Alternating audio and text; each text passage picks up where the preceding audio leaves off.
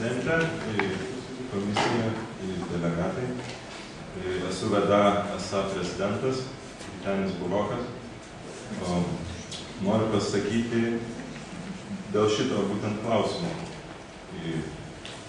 Mes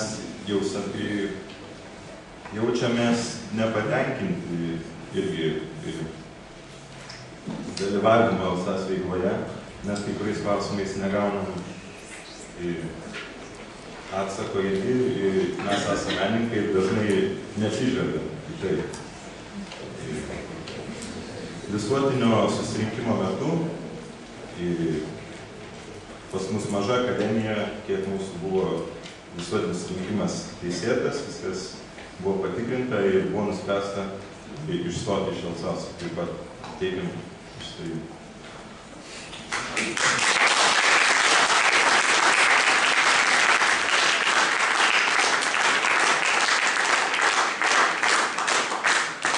Ačiū.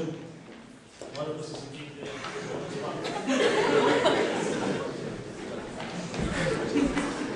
Aš iš karto noriu